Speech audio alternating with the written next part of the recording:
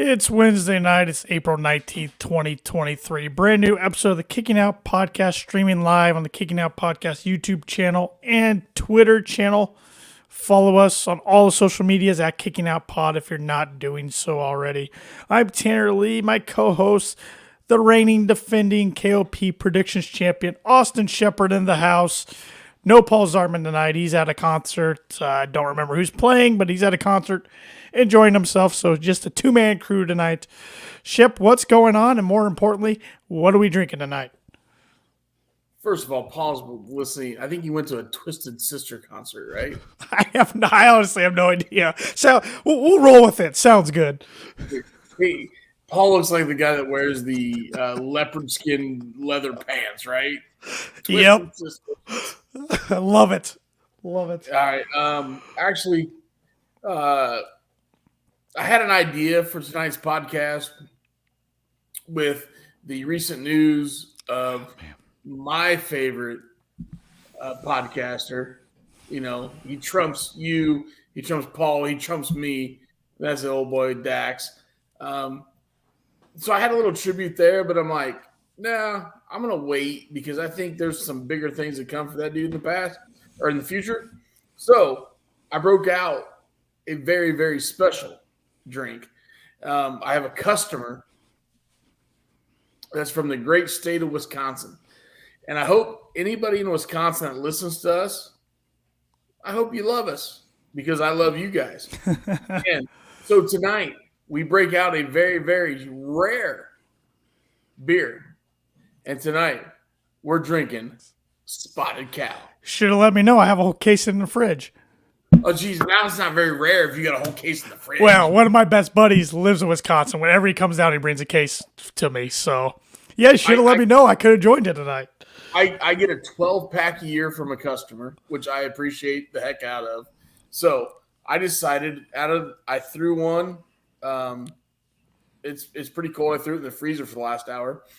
And we're having a little Spotted Cow tonight. Now, we're going to drink this fast because I drink fast. So when we're done drinking that, we're going to go back to this. But, we got the old reliable ready to go. Yeah, we got the old reliable. But, you know, hey, and if you're thinking about it, and if we go back into history, you and I are going to Fort Wayne this weekend. Mm-hmm. Okay. Well, I live here, so I'm not going anywhere. Okay. But yes. There was a goat wrestler that made an ass out of himself drinking Kettle One in Fort Wayne, Indiana about 8-9 years ago. So they just letting you know. Yeah. We're going back. Hey, little jet flying, wheel dealing. Hopefully the Coliseum serves a little Kettle One. Oh, I would be surprised if they didn't. But I do have a beer tonight. I said last week I'd be bringing it on this week. I had the Steve Austin Lager last week. This week I think this was his original one. It's Steve Austin's Broken Skull IPA. It's got the can there for everybody. It's a cool looking can. I'm not a big IPA guy, but I wanted to try these. A little stronger. Last week's was 4.5% alcohol. This one's 6.7. So we're going to be in for a fun little podcast. I had two originally. I looked at, I don't need two tonight. So we'll pop this bad boy open. And I've only had two. So, yeah. 2, 3, 4, 5. I played a little 9 holes earlier, so that started that. But, lucky you. Play well? Sure. All right. Yeah, we'll go with it. Yeah. All right. Well, there was... Hey, that's always a good thing, especially early in the season. There was a couple matches tonight. I wish I had a couple daddy sodas in me for sure, but overall enjoyable show compared to last week. But we'll get right into it. Kicked off tonight with the 4 pillars, kind of a recurring theme over the last month. You know, we used to talk about how AEW never started with an in-ring segment, a promo. Now we're starting to see a lot of that, especially with the Pillars storyline. See Jungle Boy Jack Perry come out, but before he can say anything, Sammy Guevara interrupts him. Before he can say anything, Darby comes out. So I'm like, all right, when's Max going to come out, you know? They start saying stuff. Darby says he and Sting view each other as equals. It's not called the Sting Appreciation Society. He tells Guevara that Chris Jericho's holding him back. Then Darby turns attention to Jack Perry, questions what name he's going to go by nowadays, claims Perry was handpicked due to being part of the California clique, and he remembers he was still living in a car when Jack Perry was announced to be signed, and he was jealous, but it didn't take long for that to disappear, as nothing about Jack intimidated him. Jack then says he sees kids with Darby's face paint and thinks, oh boy, if they only knew what Darby really was like. He claims he's antisocial, unfriendly, rude to people who aren't cool enough for him. He claims it wasn't Darby's first choice and he's only here because he didn't make it as a skateboarder. And Jack then said it would be a challenge to find a new way to describe what a dirtbag Guevara is. However, he expects Sammy the most out of the pillars because of what you see is what you get, and he puts his body on the line in the ring every week. Then Sammy gets on the mic, starts talking, points out that Perry and MJF were the golden children of AEW, points out they're both on the first pay-per-view and the most recent. He relates to most of Darby as they're two sides of the same coin. They'll do crazy things to make it, and he watched Allen become TNT champion. He decided he would do it better than he did 3 times. Guevara claims that Darby's turn to sit back and watch him become champion. And then Jack says he'll be the next champion. Then MJF comes out, tells him to stop fighting. He and Tony Khan have decided that there will be a Pillars tournament, and the winner gets to face him at Double or Nothing. It's revealed that Darby's getting the bye, and Sammy against Jack Perry tonight in the main event. What did you think of this opening for Dynamite? I thought it was good. I thought Darby fumbled a little bit. I think I texted you that. Mm-hmm.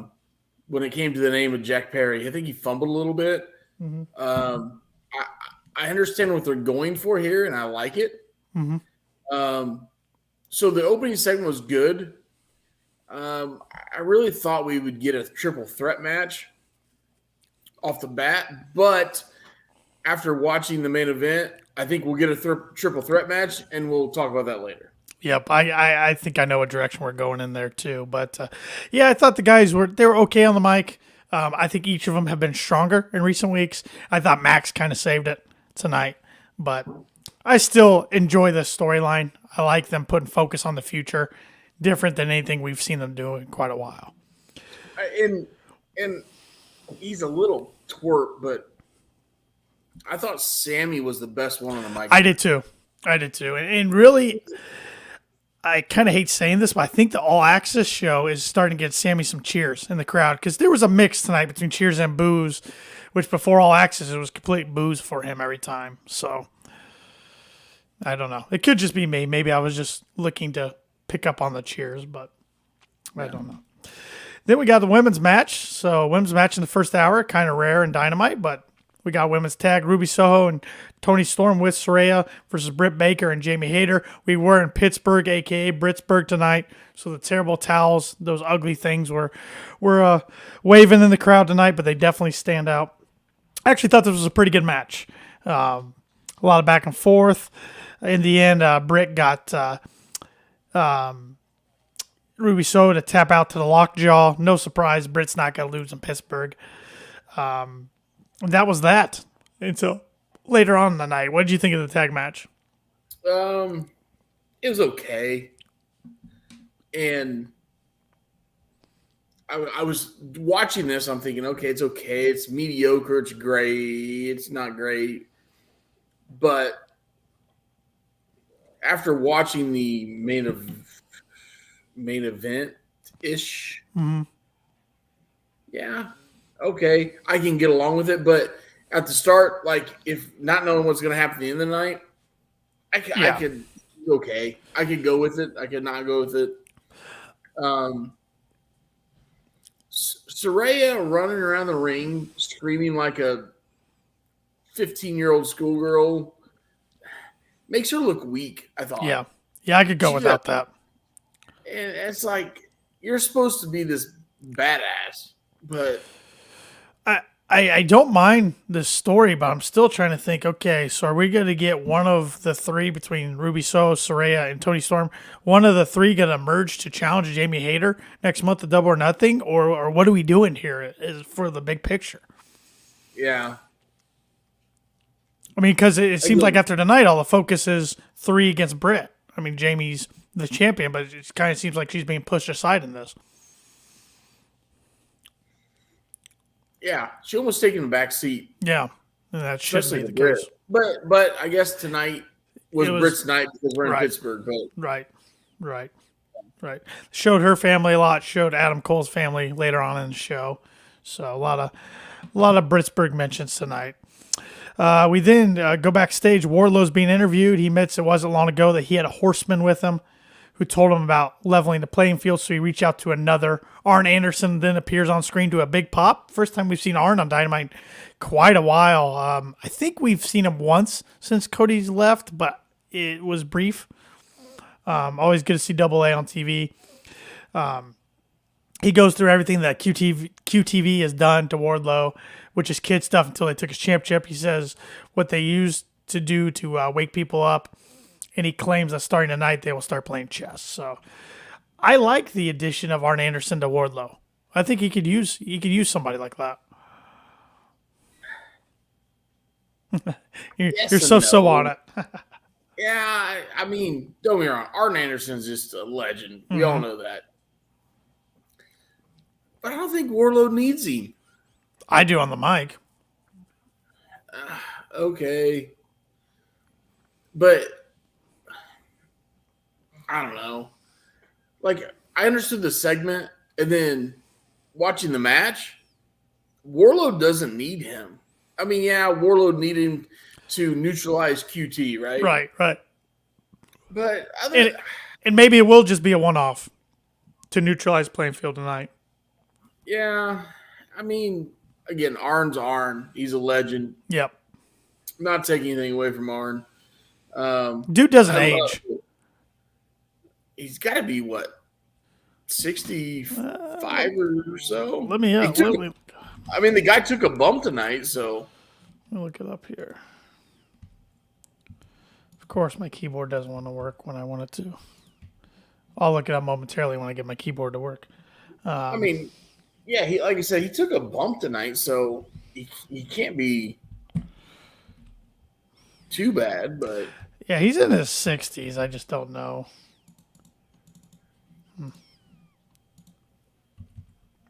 All right, well, I'll look it up when I get a chance here in a bit. Okay. My keyboard, these double monitors, sometimes the keyboard doesn't want to read which monitor I'm on. That's what happens when you guys get that fancy setup. Yeah, we'll call it fancy when it works. I don't over here in the championship realm, because I'm a champion. We don't have the fancy. We have the laptop over here. The worst thing we have to do is look at that, move the lap, move it down. That's all we got to do. Hey, by the way, wearing the FTR shirt tonight. By the way, you got the FTR. I got one of the new KOP shirts. I got going down another rabbit hole. So, because I'm sure we'll go down some rabbit holes at some point tonight. I got an order in the old KOP shirt. We just haven't got them yet. No, it takes a little while. I haven't got my hat yet. I was hoping to have my hat, but the hats are a brand new thing on the store. I think they take a little longer. Arn is 64. All right. That's close. Yeah. The guy took a back bump tonight. Oh, yeah. I mean, he stopped wrestling actively in,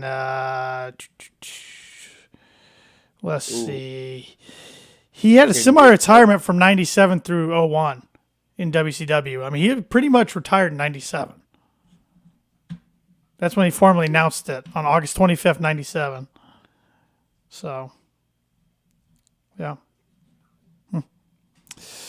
We then see the Elites. We hear Kansas's music, and the Elite come out. Omega has a serious look on his face the whole time. Omega's definitely getting the long hair back, the black hair within the blonde hair there. Different look for Kenny, kind of back in the Bullet Club New Japan days there. Kenny says these few weeks have been the hardest of his life. He says Blackpool Combat Club are great, respected athletes, but that was until they made his friends bleed. He wishes he took the screwdriver out of the turnbuckle and plunged it into Moxley's face last week. Omega doesn't have much to say. They're here with the invitation. They want to see BCC in the ring to settle things like men. Danielson then appears on the Titantron, calls them amateurs, and the rest of the BCC then turn up in the ring and begin brawling with the Elite. However, the Elite come out on top as they turn things around with Nick Jackson launching himself over the barricade to attack Claudio while Matt Jackson and Wheeler Yuta going at him. And I laughed at Matt Jackson. We're in a brawl, and Matt Jackson's hitting Northern Light suplexes on the outside. I don't know. That just popped me. I'm like, really? That's not real believable, but we'll go with it with the torn bicep. Megan and Moxley are going at it. Then Yuta slams on. Yeah, he's got the and he's doing therapy in LA like every week, it sounds like. Yuta slams the title into Matt's injured arm, then targets the injured area. Claudio then drops Nick. And Omega's helping them, but the numbers catch up to him on 3-on-1 attack. Danielson then makes his way down the ring, says they're amateurs except for Omega. He thought he would be a professional. Callis then appears with a chair in hand, but Danielson asks him what he's doing, and he runs to the back. Danielson said if Omega's not going to live up to his potential, he needs to be gone. He gets out the screwdriver, but then Callis returns with Takeshita and cleans house and puts himself between Danielson and Omega and BCC Runaway. So finally, the long-term storytelling of Don Callis and Takeshita, we see the result. So if anybody just harps on AEW about storytelling, this would just cements it, right? Yeah, I mean, this one was played out, in public at like Clippers games and Dark and Elevation. I mean, we saw it when we were in Indy that Callis came out and scouted. Then it kind of went nowhere, and everybody was like, what are they doing? Well, this is the plan. Here's my prediction, though. I'm making on April 19th. I think we see Hangman come back eventually. I mean, right now he's selling the eye injury. So then that would be 5 again for the Elite against 4, right? I think Takeshita eventually turns heel, joins BCC, then it's 5 against 4. And then Golden Lover, Kota Ibushi, makes his AEW debut, 5-on-5, blood and guts.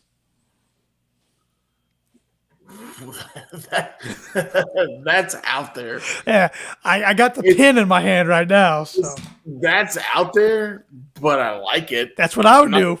I'm not gonna say I don't like that one. Because Takeshita has that strong style, that brawler style. Oh no, Takeshita is one of my favorites. He's one of my favorites, but I don't see how they get I thought Hangman was coming out tonight, right? We all thought Hangman was coming out tonight. So they threw a curveball at us tonight. And I don't know. I liked it because I didn't see it coming. Shep, we got a question for you here on YouTube from Ren 63636. I don't know if this is somebody you know or what, but Austin Shepard, who do you think the prettiest AEW lady wrestler is? Whoa. Wow. Yeah, I going in a rabbit hole here right away. Oh man, there's 2 of them that I'm like weighing at. I'm going Tony Storm or Britt Baker. Let's go with Tony Storm. Let's go with Tony. Juice Robinson's a lucky guy, right? Yeah. Good for that dude. Yeah. Interesting question. I don't think we've ever had a question like that on the show. So, thanks. Put me on the spot. Thanks for the question there, Ren 63636 on YouTube. We then got the TNT Championship. I thought before tonight's show, I thought this would be the main event. I was surprised we got it within the first hour of the show. Powerhouse Hobbs with QT Marshall and Harley Cameron versus Wardlow with Arn Anderson. 2 big men slapping meat, as Big E Langston used to always say about 2 big burly guys going at it. Interesting match here. I didn't think Hobbs got a lot of offense, though. I thought Wardlow pretty much dominated. I think we've talked on this podcast before what I think about big guys versus big guys. Yes. Especially big guys versus small guys, but whatever. I got halfway through this match and I'm like, okay, I can handle this, right? And then towards the end, I'm like, holy cow, they're going to pass the belt on. Like 2-3 minutes into it, I'm like, there's no way that Hobbs is winning. It was a good match for 2 big guys. I don't want to take that away from those guys. I still don't like how they're passing this TNT championship like around and around. It's a freaking It is a merry-go-round. hot potato. It is a hot potato. And okay, so Wardlow ends up going over towards the end of the match. QT Marshall's arguing with the official. Arn Anderson gets in the ring, pretends to pull out the gun. So Glock Anderson's back. Crowd pop. That might have been the biggest pop of the night, which leads him to QT running up the ramp. And then Penta and Alex Abrahante show up, and Penta super kicks QT. Stows back in the ring. Hold on. Have I missed something there between? I think that was on. I think QT cost Penta the TNT title against Hobbs a few weeks back. I think on Rampage, I believe, because that's the only thing I could think of in my head. That was kind of random. But Arn then hits QT with a DDT. I was hoping for a spine on the pine, but I'll take a DDT. It's still a good DDT. Then Wardlow hits Hobbs with a couple power bombs. Actually ends up hitting 3. Reclaims his TNT title. So now Wardlow joins Sammy as a 3-time TNT champ. Now, how long is Wardlow gonna hold on to this time? Because he hasn't held on to it long previously, and the last one was 3 days before Hobbs beat him. That's what this TNT title is just changing hands too often. Nobody's had a long run really since Miro, probably, which he's nowhere to be seen. But this was an all right match. I had a chuckle to myself when Wardlow was hitting Hobbs with Germans. Hobbs wasn't helping him at all on those. So Wardlow was barely getting him off the ground because Hobbs wasn't helping at all. He wasn't jumping at all. After the match, we see Christian Cage music hits, and he comes out with Luchasaurus, and they stare down Wardlow. Interesting, because with their promos the last few weeks, I thought they would be going after a tag team. So it looks like I took it as Luchasaurus will be going against Wardlow. Some people on Twitter took it as Christian will be going against Wardlow. How'd you take it? Oh, I definitely took it as Luchasaurus. Yeah. That's how. Yeah, which I'm all right with, but it's kind of like tonight's match. Like going into tonight's match, I didn't want to see either guy lose. Because I thought Hobbs really deserved a big push in the long reign as a champ. But Wardlow was hot as hot could be at one time last year, and then they cooled him off. So I didn't really want to see either guy lose. So, okay, so you put it back on Wardlow. Now you need to get him hot again. But Luchasaurus, you've built up as this monster we haven't seen since All Out. And now with Christian at his side, it's like, can he afford a loss right away in a feud? But if you have him go over, then that's the championship changing hands yet again. I felt like this belt has just been, like you said, hot potato earlier. Yeah. It will never get better than Cody's original first TNT reign when he was making young guys. Eddie, Ricky, Warhorse, Sonny Kiss. I don't know. He had tons of different. I'm just trying to think of. It was the Daily's Place era. He had just tons of people every week. Somebody different going against. Yeah. I don't know. I don't mind the belt. I don't know if I like them using it as a hot potato, just going fast. But maybe after this, they look at Wardlow like, okay, let's ride him like we do Jade in the TBS championship. Let's just ride him a little bit. Mm-hmm. Give him 30, 60 days and see what he can do. Right. I would prefer that than hopping it back and forth. Do you think maybe they're seeing in the future he could be a potential opponent of MJF because there's a bunch of history and story there? Yeah, I mean, you need to get him hot though. You got to get him hot again. Let's be honest. After this 4-pillar deal come May, they're not taking the belt off MJF. No. So whoever I defend the KOP championship in, I'm telling you right now, MJF's my 10, 12, 14, 15 point. I think he'll be all of ours. Well, we don't know about Paul. He does listen to Twisted Sister, so. That's true. Paul's in left field. But I'm just saying, I like the 4-pillar aspect of it. I think they're going to make MJF go through it, elevate him. So if you have MJF versus Wardlow with their past history, which they do, that's another good feud. I mean, I'm just trying Yeah, to think of potential guys. well, you have to get the belt off of Warlord, but so whoever he faces at Double or Nothing, there you go. Not just throwing my picks out there. No. No, Hey, don't want to show your cards yet. not yet. We then see MJF and Sammy backstage. MJF says he has an agreement that would help them both, and the two of them hug it out after Guevara lets him know his price. MJF agrees to give him a blank check. What do you think that price was? It says something stupid like $1 million. Yeah, 7 figures. Yeah. Dr. Evil, $1 billion. Well, that could work too. Yeah, that's 8 figures, but who's counting? No, that's 9 figures. I can't do math. That's 9 figures. We then had, I thought, a really fun match. Switchblade Jay White making his AEW debut with Juice Robinson by side against Commander, who, after this match, did get the graphic. He is all elite. Tony Khan tweeted out. He should be. Oh, man. He was awesome tonight. He was awesome. Jay White dominated. Started out this match dominating. So I'm like, all right, this is going to be a pretty quick match, but that's not what we got. We got a decently lengthy match here.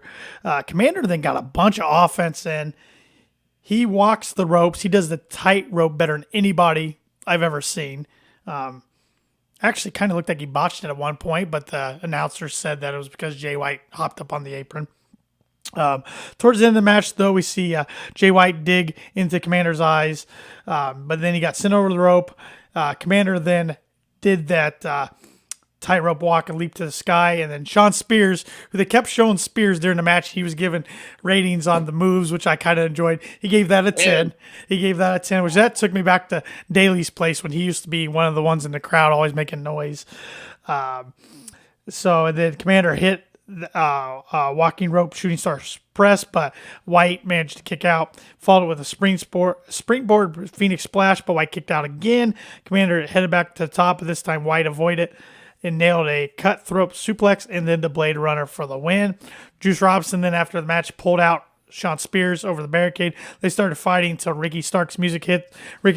Starks hit the ring. Spears, Robinson, and Jay White got out of the ring, made his way up the ramp. What I liked is Ricky trots down. He's not really sprinting. He's just kind of jogging down like only Ricky can do, smooth, cool. Then he hits a hell of a spear on Juice, never loses his sunglasses. They stay on place on his face the whole time. Smooth, Ricky, smooth. Yeah, Yep. So we're going to get a 2-on-2 match eventually with Spears and Ricky against Juice Robinson and Jay White. I saw the IWC kind of complaining about this today, before this even happened tonight, saying that Ricky can't afford to take a loss to Jay White. I disagree. I think Jay White's one of the best wrestlers in the world. He was a main eventer over in New Japan. I think it wouldn't hurt Ricky all that much at all. No. I'm confused here because I get that, but you have Juice and you have Spears in the crowd. And at the first you think, when Spears is getting those ratings, you're thinking we're going to get a Jay White and Spears feud. I'm like, which don't get me wrong, I think would be great. Both those guys could kill it, but you have to put Jay over, no questions asked, right? So the way they did it, you got to put Sparks and him together versus the Bullet Club. And I love it. I love that part. So I guess we're going to ease our way into it. Yeah. You're not going to give Jay White a one-on-one right off the bat. So you're going to ease him into it. So I'll take that. Yeah, I think we'll get Starks and Jay White. I think that'll be a double or nothing match. I mean, we got about a month till May 28th. Yeah. So that'll be a good one. I mean, that's going to be a hard one to predict. Like I said, I don't think he can give Jay White the loss in his first big feud in AEW. But at the same time, Ricky's been hot. And he just came off a big feud win over Chris Jericho. So you can't give Jay White the loss because of what happened a month ago. right, How supposedly the WWE fumbled him, yeah, right? hmm And he ended up in AEW. So if you put him in AEW, like you got to put him to the moon, right? hmm You got to and I won't say a slap to the face, but it's a slap to the face to WWE because you guys fumbled this guy. yeah, yeah, This guy is a great talent, okay? Great talker, great worker, and you guys fumbled him. We got him in our lap. We can't screw it up, right? yeah. We cannot screw it up. So we got to do the right thing, and we got to promote him. So I mean, he's the type of guy, in my opinion. He can wear the big belt within the next year. He's that. I really think he's that good. yeah. And he was the IWGP champion. oh yeah, he's a Grand Slam over there. I mean, I know we're not WWE, but you think of the guys that held that championship, Yeah, those guys could work in America and be mainstream main eventers. yep, So yep, 100%, 100%. We then see FTR fitting shirt that Shep's wearing tonight, shown backstage. It's revealed that Mark Briscoe, one of Shep's other boys, was jumped by the. It says Trust Busters here on Wrestling Inc., but I think it was the Varsity Club. The Varsity Club, yeah. Such a dumb Yeah. shit club. Yeah. What a awful shit club. Yeah. Sorry. Nope, Excuse you're my fine. French. You're fine. They go to check on him, but Jay Lethal's crew of Sanjay, Jay, Double J, Jeff Jarrett, and Satnam Singh are already there. And they start arguing, and then Mark just starts yelling, "Cut it out. Stop," which I just thought was hilarious. I'm like, this guy's just gold. Tells them to work together, so they agree to work together. Where do you think this is going? You can't trust Lethal and Double J, can you? Listen, if you would have said 90 days ago, FTR would team with Jeff Jarrett. It's Jeff Jarrett. This is no Jeff Jarrett. Yeah. I would have told you were on drugs. Mm-hmm. Like, not gonna work. Like, not even a chance. And I don't know where they're going with this because Mark Briscoe and I know the Varsity Club's a bunch of ROH guys. Yeah, right? Josh Woods and yeah. So I mean I get that fact with the Mark Briscoe just trying to keep him connected to ROH. So that's fine. But this makes no sense. You're putting the best tag team in the world against never mind. I mean, it seems to me we're getting Double J in a tag team title picture again. Stop. That's where I see it going. Dude, he's 80 years old. He can work though. I'm not saying that. I'm not disagreeing. He's 80 years old. You'd rather see him in there than the Acclaimed? No, but I think that's a few down the road. You got to save your big ones, the Acclaimed, the Bucks, down the road. You got a lot of big shows coming up. Dude, you realize how many tag teams right now that you have better than? Yeah, but no, I'm not disagreeing with you. But name me one that right now that's ready to compete for the titles. Take the guns away since they just lost them. Acclaimed. Take them away. They're obvious.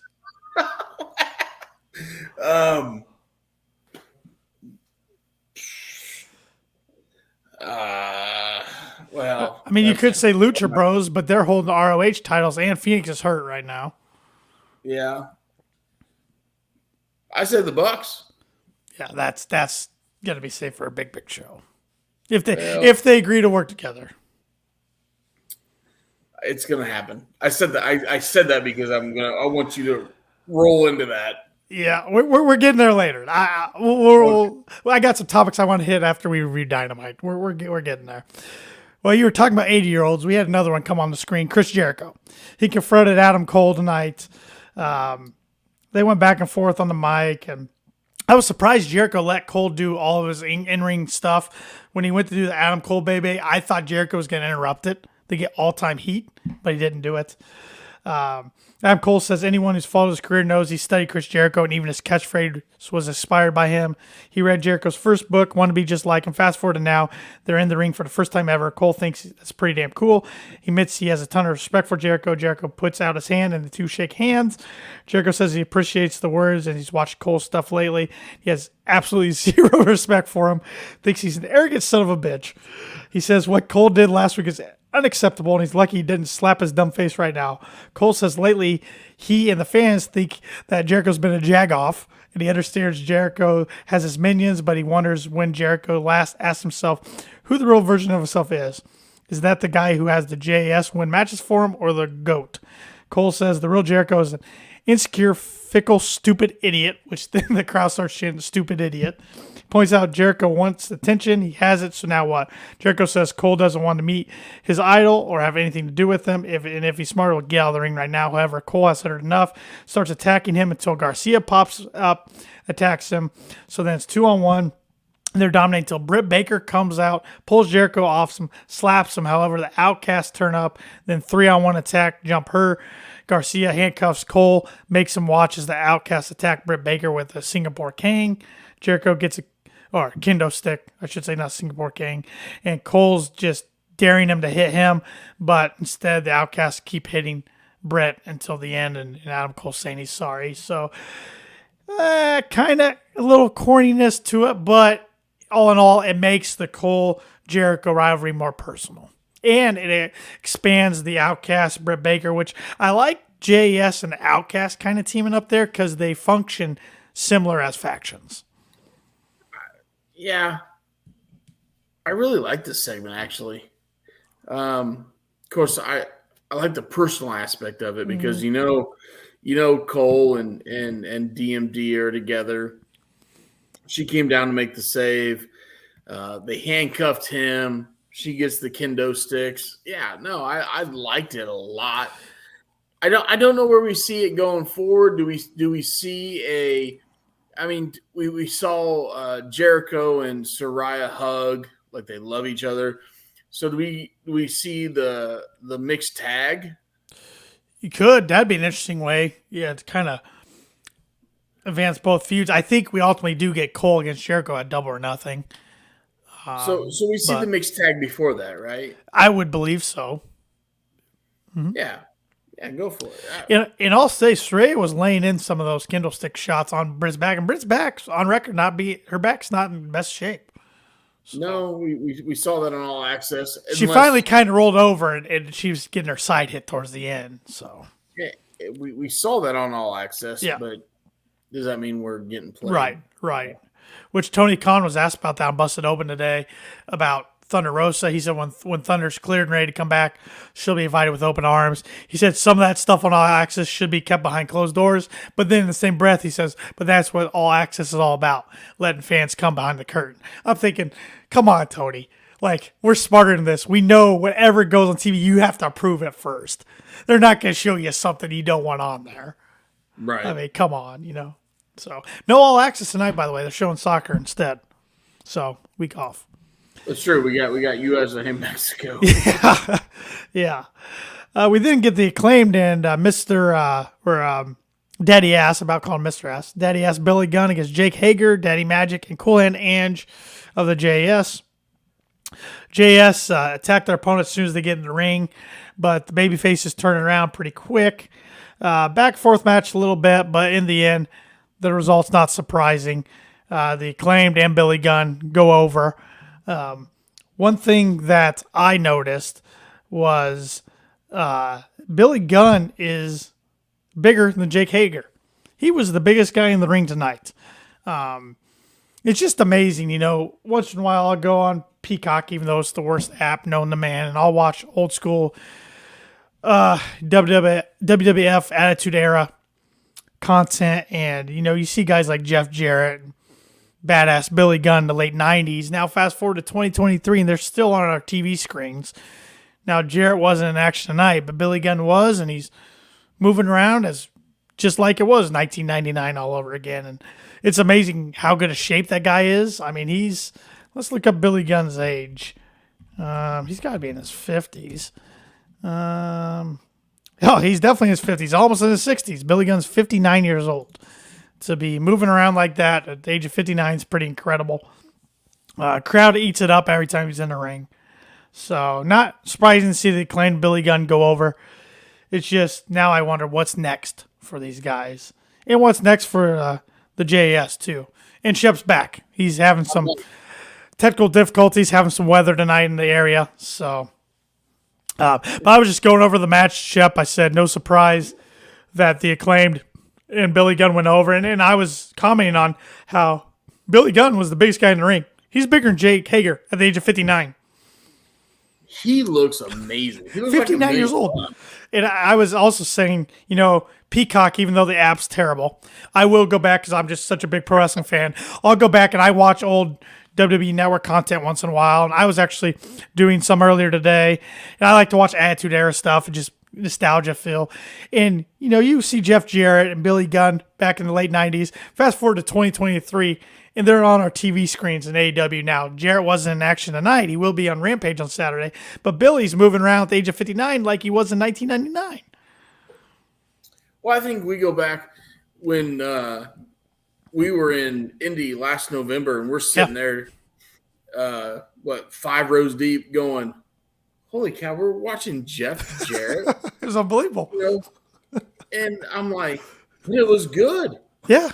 Yeah. It wasn't when he was a drunk throwing tacos at the Mexican fans in Mexico. Having people buy gold while he puts the Global Force title on Cody, which, hey, Jeff did it, Vince, but you wouldn't do it. Yeah, I mean, I saw a picture of that the other day going. I did too. Cody holding that thing. I'm like, oh, man, poor Cody. Yeah. He was just trying. He was trying. Black hair, green tights, green knee pads. Yep. Yeah. Yeah. But no, the segment with the acclaimed and them, I enjoy the acclaimed. I enjoy the little, 30, 45 second rap. It was good tonight. It was good, yeah. Except the second bar, you couldn't hear really what he said because they cut it out. Yeah. I don't know. All of a sudden, I mean, how many years have you been watching Dynamite? 3 years, right? Yeah, it's coming up on. This is the 4th year of AEW. Yeah, it'll be 4 years in October. Yeah. Okay. Yeah. And all of a sudden tonight, you decide to censor this stuff. I know when they first got on TNT years ago, they got like one shit bomb was supposed to be the rule per episode. Because remember, Chuck Taylor used to make a big deal about on BT how he wanted to use it. And then, last few years, it's like, okay, I don't know how many they get, but they got a lot more than one. Then tonight, right in the pillar segment to start Dynamite, they censor it right away. Yeah. I don't know. I don't like the censor. Censor sucks. Yeah, that reminds me too much of WWE. But I don't know what's next for the acclaimed. I don't know what's next for JAS either. I feel like JAS is getting to the point where they need to break up. But we'll see. I don't know. I suppose you got to find something for every member first.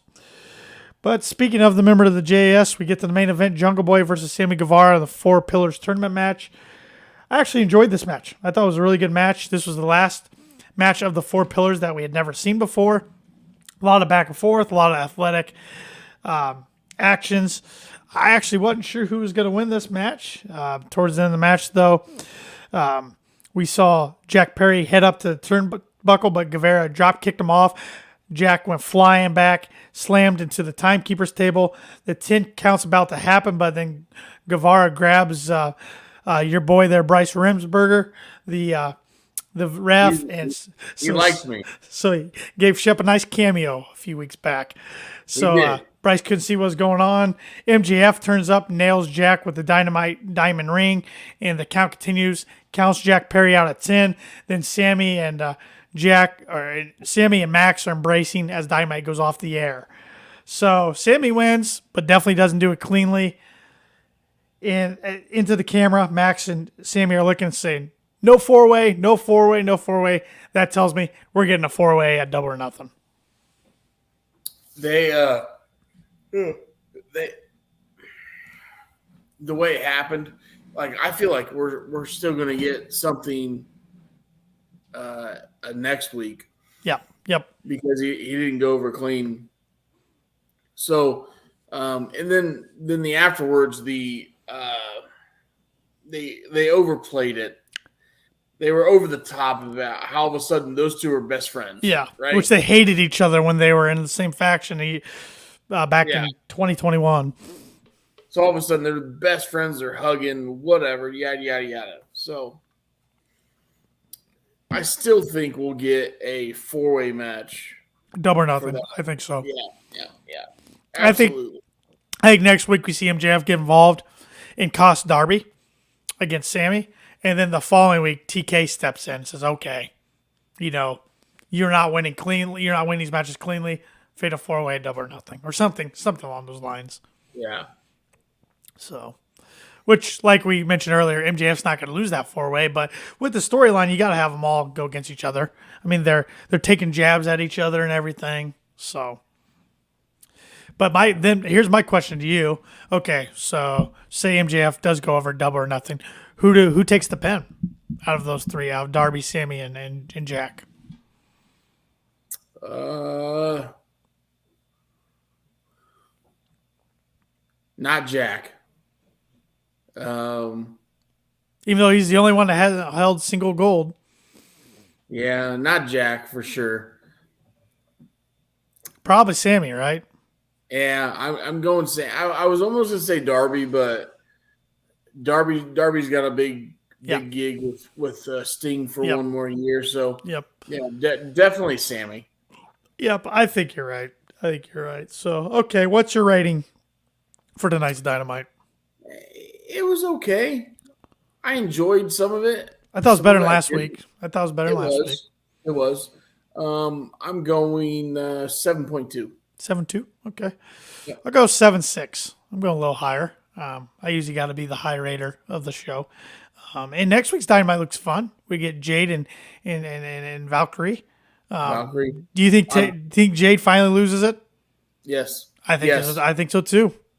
I mean, I've been calling it for like 6 months now that she's going to lose that. So I think I've always picked. She's always been my high point pick for the pay-per-views, but I think she loses it too. Then I think her next feud, I think they push her into the main event scene. Or the main event for the women's. It's time. Yeah, my God, she's 55-0. What else? It's a legit 55-0. This isn't a Bill Goldberg, which I'll get into him in a bit. This isn't a Bill Goldberg undefeated streak. And we got a lot going on. Rampage special Saturday night Rampage, which El Viking's back. That's gonna be fun. Triple A. He is a nut. Commander. I mean, I like, man, Tony's bringing in some good talent. He brings in some fun talent to watch. Nick Wayne's going to be coming in July. Fun stuff. Okay, who's your wrestler of the night? I'm going Commander. Damn it. I should have went first. That's who I was going to take. The dude blew me away tonight. Yeah, I felt like he had one little fumble trying to do his transition to the top, to the side, to the top, to the side.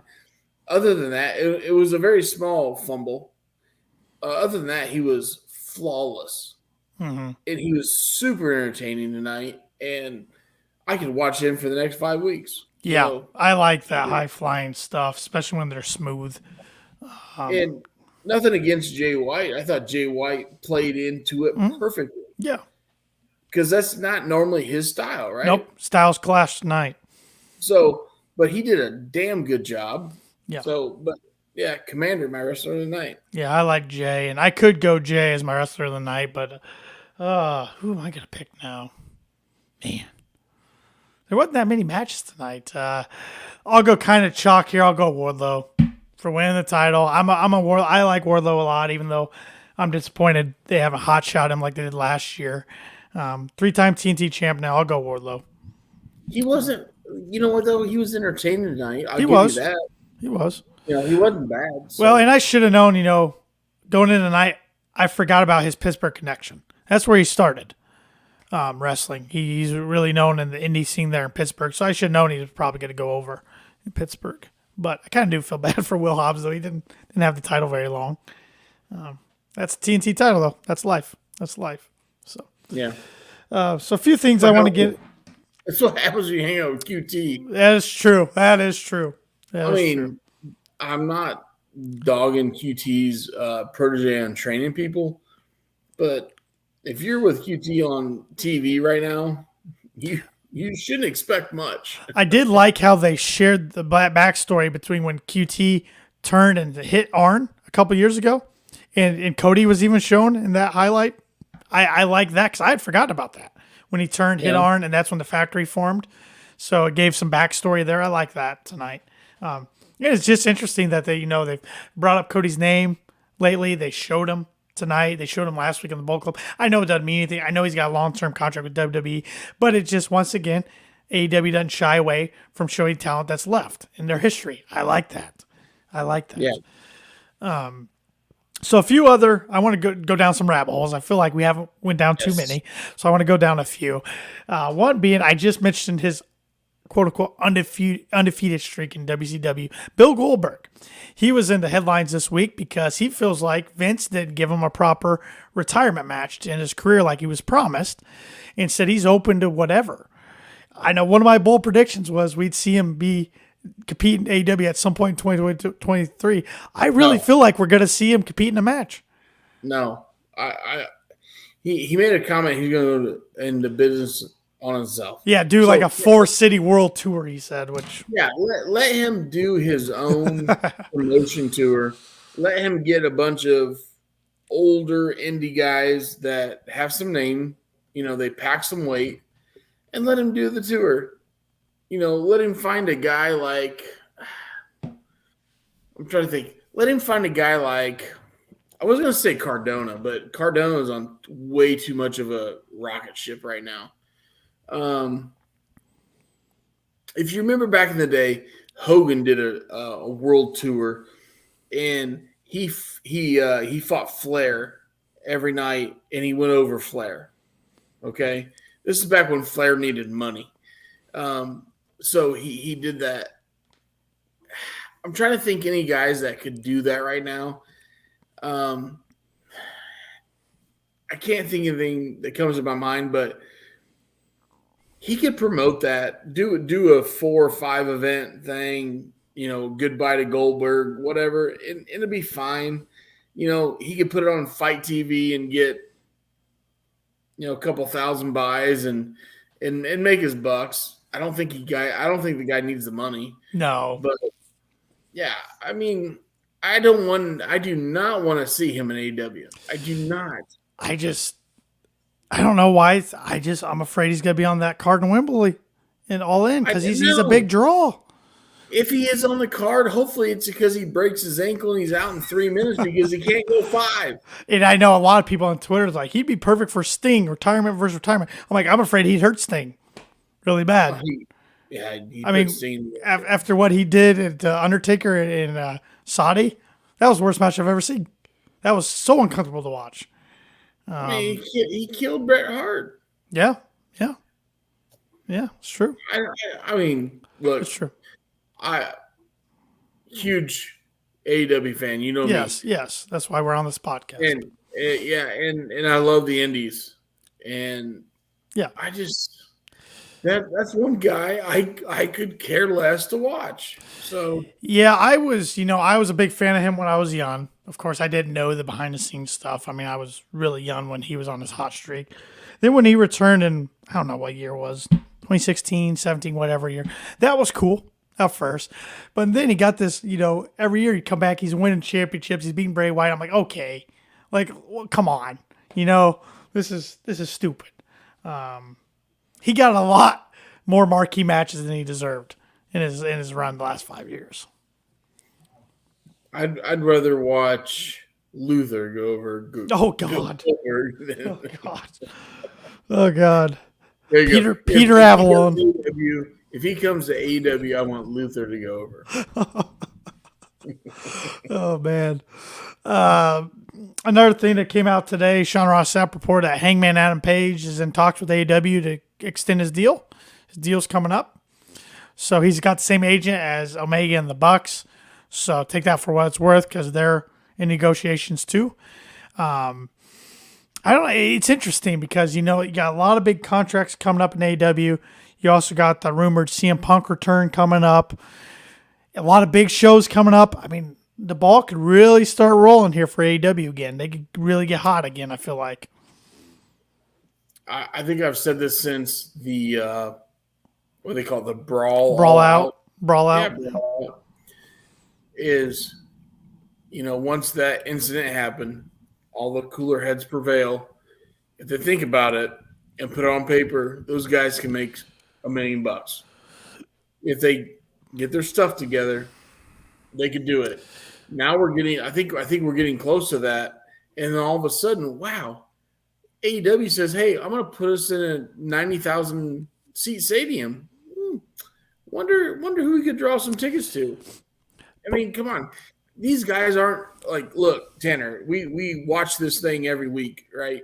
We watch it every week. We enjoy it. We look at all the dirt sheets. But you don't think in the back of their minds, a guy like Tony Khan, who's a hell of a businessman, says, if I can bring these guys together, and I'm working on it. I'm working on it behind the scenes where the dirt sheets don't see it. And then all of a sudden I'm going to announce I'm going to do a 90,000 seat stadium. And I got this guy in my back pocket. Come on. I think the biggest match they could run is FTR and CM Punk against the Elite, but I'm just going off what the dirt sheets are saying right now because that's all I can do because I don't have any sources. I'm not in the know and backstage. They're saying the Bucks, especially more so than Omega, aren't willing to do business with CM Punk right now.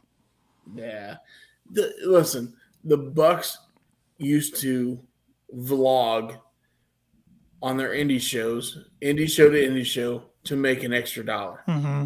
Okay, let's be honest. Mm-hmm. I'm not being a jerk about it. No. Okay, those guys used to vlog to make an extra $1, so maybe they could have an extra hotel room or an extra dinner on the road. Yep. Okay, good for them. You know what? And we all watched it, right? Yep. I was one of them. You were one of them, right? Yep. So when it comes down to saying, hey, you can maybe have the biggest payday of your life, and you mean to tell me these guys can't do business? These guys aren't that dumb. They could be pretty smart, too, at the negotiations table with Tony. Their deals are coming up. They could say, if you want us to work with this guy, make it worth it for us. They could get a big payday or pay raise. I'm not disagreeing that, but those guys aren't flipping shit. Let's be honest. I feel like if they don't do this, if you don't have to like each other to do business. If they don't do this, they're leaving so much money on the table. And there's also that rumor out there that Punk is going to have a meeting with Jericho. FTR is going to be involved. Some other people are going to be involved. And supposedly Jericho's going to be his first feud, which that's fine. You can play into that too. But I don't know how you feel about this, Shep, but there's also that rumor. Well, I think it's going to happen that AEW's going to have a Saturday show. It's going to be a 2-hour show, some more content, which I shouldn't be complaining, but 8 to 10 o'clock on Saturday nights, AEW Collision's the rumor. And Punk's going to be the face of that show, right? But they're only going to have people that are okay to work with them all over there. So we're going to have like a brand split between Collision and Dynamite. I don't like that. If you have to split a show just because of one guy, I don't like that at all.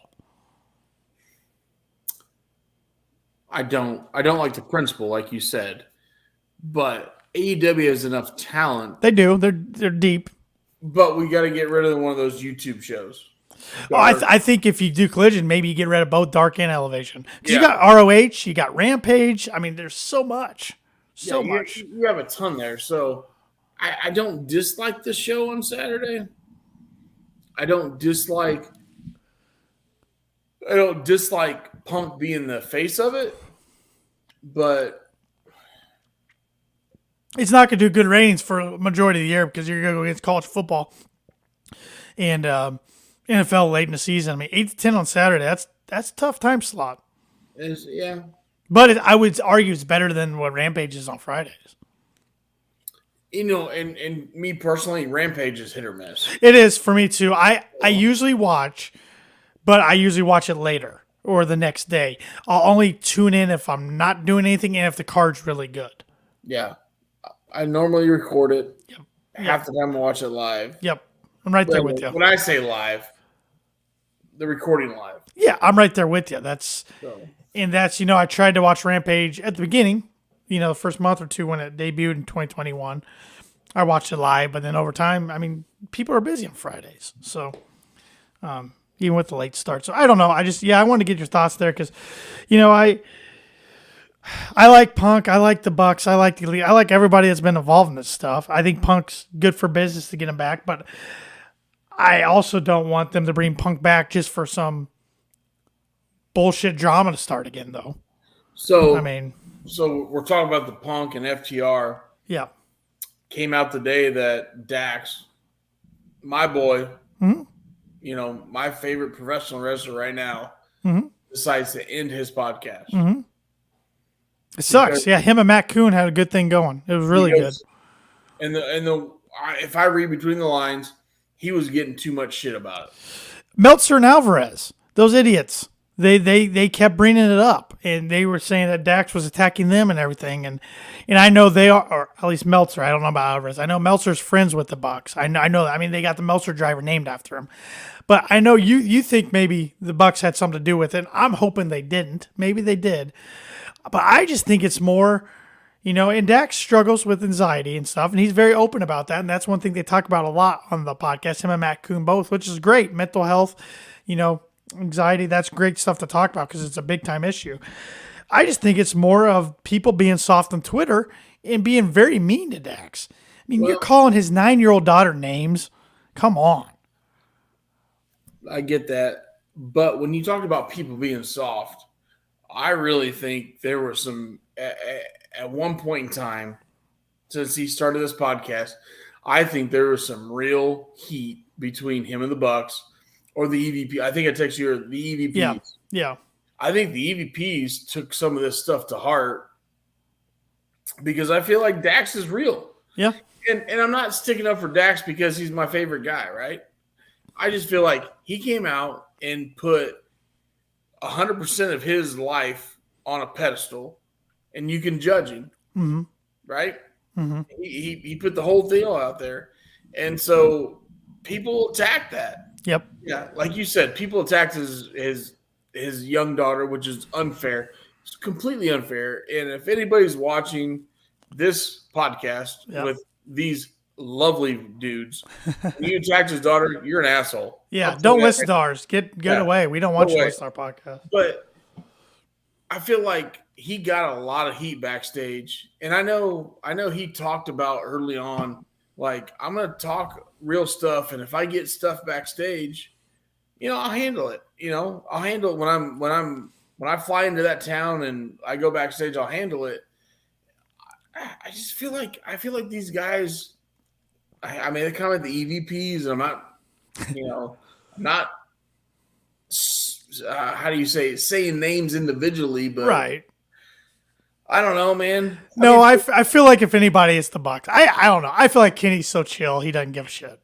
But you talk about a guy that started a podcast and 2 weeks later, he was the number one wrestling podcast in the United States. He was getting mainstream sponsors. I know. After 2 weeks of this bald guy with a mustache drinking tequila, talking about how he feels in real life, and he had to get some major heat for this to happen. And I'm sure Conrad hated seeing this go away. I mean, every podcast Conrad touches turns into gold. He's the podfather for a reason. Dude, you think Conrad's making a buck or two? Come on. Oh yeah, I mean he does great business with his mortgages, and then his podcast empire just taking off. They have another one. Do you see the newest one starting here in a week or two? No. DiBiase. Oh. Everything is pod. Like everything is, or every what? No, what was his? Help me out here. What was his catchphrase? So it's DiBiase and Conrad. Well, it's part of Conrad's network, but he's not hosting it. Because Conrad's got other people that host, like Matt Kuhn hosted. Right. Gosh dang it, what is his new podcast?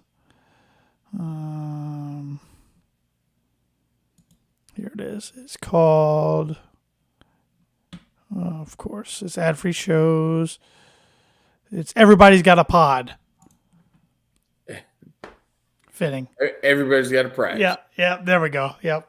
So, like, man, he's just another one. I mean, he's up to like 12 in his ad-free shows network, and because he still hosts. He hosts Something Restless with Bruce. What Happened When with Tony. My World with Jeff. I think he still hosts the Orange Show with Arn. That's one I don't listen to very often. He's with JR. He's with Grill and JR still. He's with, so he's still got like 5 or 6, but the other ones he's kind of lets other people host, but still part of his network, which is cool. I got mad respect for the guy. So I still listen to a good majority of them, but Dak's one was my favorite. I listen to that one every week. I usually listen to What Happened When every week. I do listen to My World every week. Those are the 3 I usually listen to on a weekly basis. The other ones are hit and miss, depending on what the topic is for me. I'm gonna have to step up the tequila game for Dax. Yep, you are. He drank a strong looking one today. Yeah. Because I usually have them on the background while I work, but I usually have them on YouTube because I do kind of like to see what's going on.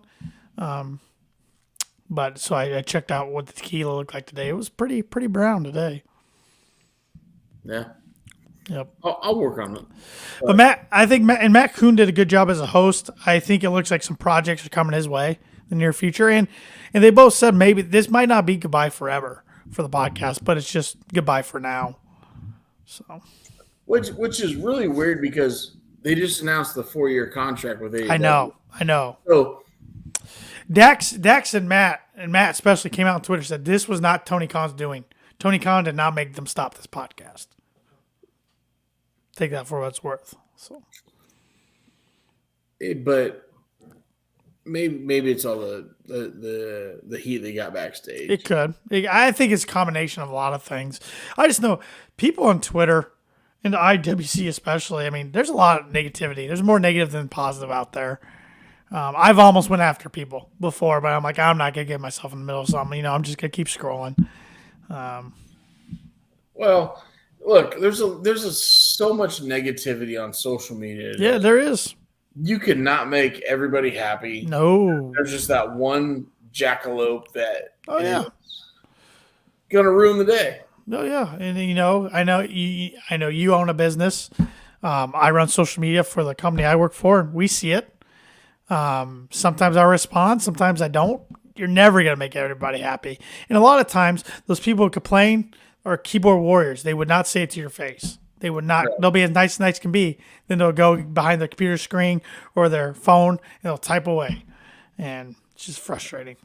Yeah, I watched the Dax special and WrestleMania weekend on Fight TV, and I mean he had a hell of a crowd, a hell of a panel, and things looked like $1 million. Like it was such an entertaining night for those guys. And then here we go. 2 weeks later, 3 weeks later, he's canceling his podcast. Yeah. I mean, there's just got to be so much negativity. They just couldn't take it anymore, I don't think. Yeah. It's like, man, how could you live your life that negative where you got to harp on a podcast of a guy that just talks about what he loves to do for a living? I know. It sucks. It sucks. And you know what? If you want to harp on me because we do this podcast, if you want to harp on me, that's fine. I get it. Yeah, but harp on me all you want. I enjoy what I do. Yeah. I enjoy this podcast. I enjoy AEW. I enjoy professional wrestling. Mm-hmm. If you think I'm a jackalope, tell me. I can deal with it. Call me a jagoff like Chris Jericho. I really don't care. So real quick on the jagoff, that had to be what do I want to say? a relevation. Yeah, it was a spinoff of Jack Off. Yeah, but I'm thinking his dad owns the Jags. Oh yeah, yeah.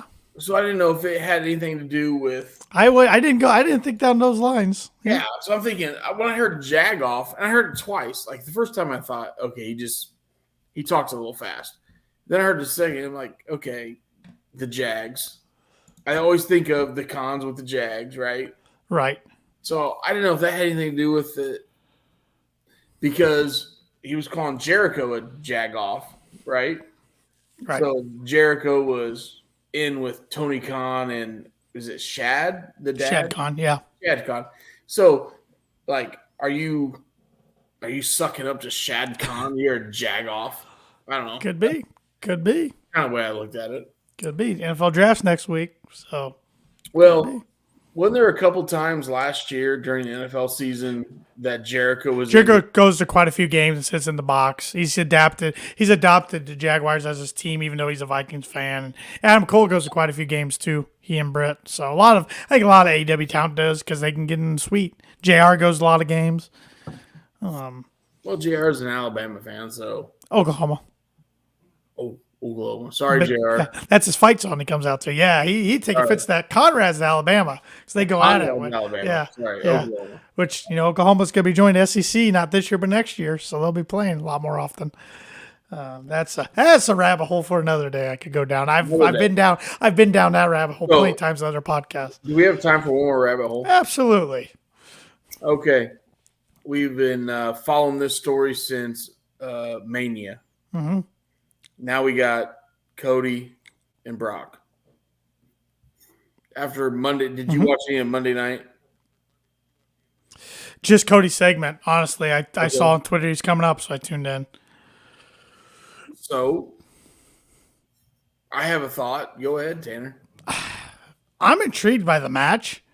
I mean, this could be the headliner Backlash because Roman's not defending it till they go over Saudi. Just imagine that. Yeah. I mean, I thought I've seen better work out of Cody than Monday, but it did what it needed to do. We saw a more aggressive side out of him. And I mean, I tune into Brock Lesnar matches because of the physicality, the unpredictability of his matches. I always tune into Cody. So I'm going to be watching Peacock on May 6th just to watch that match. If Cody doesn't go over, he will. I'm just saying, if Cody doesn't go over, I will not watch Mania in 2024. He'll go over unless they're really gonna bury him and have him come way back. But I get the obstacles, but I don't know how you can bring him way back. I still. Are you gonna have him all of a sudden win a match on NXT? Congratulations, Cody! You won an NXT. Maybe you can make it to SmackDown or Raw. Here's my thing. We have all these people in WWE, like Stone Cold is the latest one I saw today, saying that Cody Rhodes losing was the right call at Mania. I'm like, no. If it was the right call, you wouldn't have to have all these people coming out saying it was the right call. I still think it was the wrong call because he was so hot going into Mania. There's no guarantee that moment's going to be the same at WrestleMania 40. The story could be good. He could build himself out, go over hurdle after hurdle, adversity. I get that. But still, there's no guarantee the crowd's going to be as hot for him next year as they were this year. No, I still think he'll go over on SummerSlam, okay? And I'm hoping he goes. And then all of a sudden, that's what, August, right? August 5th, yeah. So we go down to Survivor Series, which is November, right? Mm-hmm, mm-hmm. And we have a rematch. And then all of a sudden, at that rematch, you have The Rock getting involved. And then you take Roman out of the picture with Cody. Okay? So you're going to have Cody from now until November. They're going to be intertwined somehow. And then somehow The Rock gets involved. And then you have The Rock building up to that WrestleMania. I think is it Pennsylvania? Philly. Yeah, Philadelphia. Mm-hmm. So you're going to have that. Hopefully, That's what I'm hoping for. Do you think the draft and everything coming up, do you think they split titles? You can't split titles when they're on one guy, right? Yeah, I agree. Yeah, you can't do that. I kind of wish they did because the one guy doesn't wrestle all the time. And I hate those stupid drafts. I know. They're stupid. Cody's gonna stay on Raw. Spoiler alert. That's the show he wants to be on. He's not going SmackDown. You know, SmackDown gets more eyeballs. Just because it's on Fox. Mm-hmm. But I look at this. How many guys, okay, when they look at that demographic and they look at the, let's say, 30 to 45-year-old male demographic, right? Mm-hmm. 30 to 45-year-old male on a Monday night sitting at home, okay, compared to a 35 to 45-year-old male sitting home on a Friday night. Yeah. Okay. You and I both fall into that, right? Right. I don't like to party on Monday night. I like to party on. No, I can't tell you the last time You know what I've I mean? watched any segment of SmackDown Live on a Friday. Which Raw, I get bored on Monday nights. My fiance's usually asleep by 10. I'll watch it for a little bit. There's a 127% chance more I watch Raw than I watch SmackDown because on Friday night it's the weekend. We're 30-year-olds old to 45 years old. Yep. We're the demo. Yep. We're not sitting at home watching cable television, right? No. And if we are, it's because it's shitty weather. Our families are sick. We have COVID. I don't know. Does COVID even exist anymore? Fuck COVID.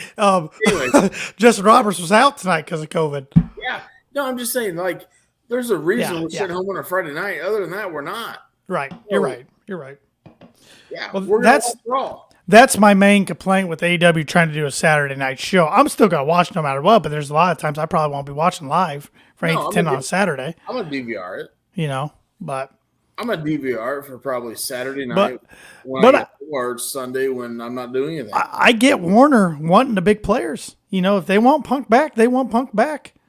You know, if you're Tony, you do what Warner wants.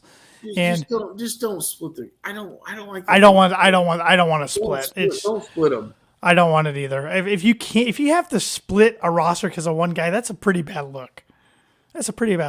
You can keep them away from each other. Give them different locker rooms. Make sure they're not around. You did that with Colton Punk. Why Punk was in AEW? Well, I mean, which is a whole nother rabbit hole. There's a lot of professional wrestlers, and FTR is one of them. Yeah. That lead towards AEW because they're scheduled. Right. They can spend more time at home. Right. We get that. More than likely, your Friday night Rampage is going to be taped on Wednesday, right? Mm-hmm. Mm-hmm. Okay. So you fly in for Wednesday. You tape Wednesday, Friday. Yep. If you have to fly one more city to work a Saturday, you still could have a better schedule than the WWE. 100%. Okay? 100%. And you and I are going to go to a WWE show on Saturday. Yeah. And really, at least for me, the only reason I'm going to watch Cody. That is the only reason. That's 99.42% why I'm going. Yeah. But we're going to watch it on Saturday. Yeah. They have a show on Sunday. They have a show on Monday. Then they rest, right? Yeah. Yeah. So, I mean, yeah, I know everybody's like, wait a minute, you're an AEW podcast and you two just said you're going to a WWE show, but it's in our state. It's in our states. And where I live, it's a hour down the road from where Shep lives. Yeah, it's in Tanner's backyard. It's an hour down mine. And I've never been to a house show. Actually, I'll give my wife credited me with these. I like. Yeah. I've never been to a house show. Every wrestling event I've been has been pay-per-view or television. So yeah, I've heard house shows are a blast. So the last time I was at a house, this will make you fun. This will make you laugh. The last time I was at a house show was at the Fort Wayne Coliseum. Had to be 2005 or 6-ish. Okay. Me and a buddy named Blake Hardesty, which you know. Oh yeah, my insurance agent. Yeah, he's your insurance. Okay.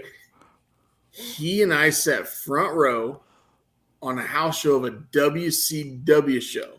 No, that wouldn't be '05. They were out of business '01. Okay, then it was ooh, you sure it was '01? Yeah. March '01, they sold. Man, it was Ric Flair, Sting, and it was some botch match. But we sat front row. So I had See, you might have maybe went. You might have went WCW 2000, which was the worst year of WCW ever. Okay, I'm gonna look this up, Shep. I'm gonna look up when it was. it was a house show in the Fort Wayne Coliseum. I'm looking it up. I remember it could have been. We might have still been in high school. It was All right, I'm looking it up just to see here. God, There was a house show. All right, let's see. I mean, it was Ric Flair and Sting and somebody else in the main event. Okay. So I do have. Okay, we got a couple different ones. There was Yeah. WCW at Fort Wayne in '99, June of '99. There was a TV taping in November of '99. There was a Nitro in '01 of January. No, it wasn't a live event. So it must have been this June 26, 1999. Let me see if they pull up a Dude, card here. I remember Blake and I drove. Did I have my license in? Sting was in the main event. He defeated Diamond Dallas Page, but there was no Ric Flair on the card. 99. Man, maybe it was. Let me see if there's any shows like 98. 98, there was a Nitro. 97 was just WWF. No, I didn't get my license until 99. So I mean, because there was WWE events in 2005, 2004, 2003. no, there was one. So you're sure it was a house show, wasn't a TV? It was a WCW house show. Maybe it was. Maybe we were still in high school. I can't remember that far back. I know that was me and Blake, and Sting was in the. I swear Flair showed up. Maybe he didn't. Maybe he canceled at the last. Well, he maybe he showed up but didn't wrestle. Yeah, it could have been that. I went to a WWE Raw where me and my God, the last time. Sorry to interrupt. The last time any TV's been in Fort Wayne is 2013. There've just been house shows ever since then. Yeah. 2013, I think I was at that Raw. It just says WWE TV taping. There was a Raw in 2012. I was at that one. Okay, it's 2012. Me and my first wife went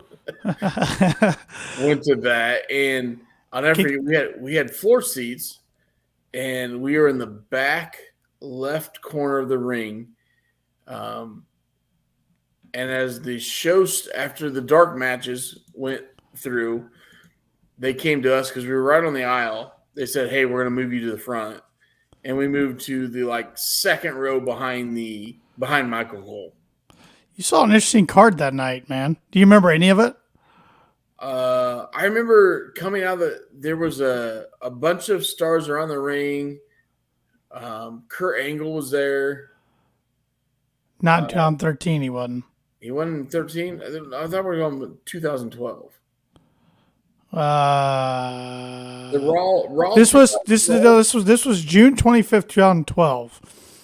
No Angle on the card, but maybe he was in management or something. Hell, I don't know. The main event that night was John Cena defeated Jericho by disqualification. Okay, no, that was way older than me going there then. So Raw had to be 2007 or 8 then. Okay, we do have a Raw 2008. Let me. Go to that Raw 2008. I'm down such a rabbit hole now. I remember them bringing all those superstars out around the ring. I don't see Kurt Angle. There was a 2-on-1 handicap match. Jericho and JBL defeated Batista in the main event. No. Again. There was a Raw in 2005. Go to that one. This is great. I just feel like there was a bunch of Hey, here was a dark match. John Cena defeated Kurt Angle for the WWE title, and Angle Chris Masters defeated Cena and Michaels by disqualification. I remember Ric Flair was in that one. In 2005, would that have been the Miz used to team with Mike Capitelli, the old Tough Enough? Yes, that was dark match. Yeah, they defeated the Highlanders of Robbie McAllister and Rory McAllister. Okay, so that's 2005. That was November 2005. I was at that one. Okay. Okay. All right. So that's the one I'm talking about. So when Raw started, it started out with they brought all the superstars out around the ring. Angle was there. But I remember Miz and Capitelli performed in the dark match on that one. Listen to some of these dark matches. So we had that dark match. They had Matt Striker defeated Tajiri. Eugene defeated a guy named Colt Cabana. And Kerwin White, Chavo Guerrero, and Nick Nemeth, who is now Dolph Ziggler, defeated the heartthrobs of Antonio and Romeo. Tyson Tomko and Snitsky defeated Val Venus and Viscera. Oh, man. What was your Raw card? This was the Raw card. It was Survivor Series Team Raw qualifying match. Carlito defeated Shelton Benjamin. And you had Victoria and Candice Michelle defeated Trish Stratus and Mickie James. Gregory Helms defeated Rosie. Hardcore match for the World Tag Team titles. Big Show and Kane defeated Lance Cade and Trevor Murdoch. Intercontinental title, Ric Flair, who's the champion, defeated Rob Conway. Special referee, Daivari, Kurt Angle, and Chris Masters defeated John Cena and Shawn Michaels by disqualification. Then a dark match for the title, Cena defeated Kurt Angle. Yeah. Mm-hmm. Good stuff.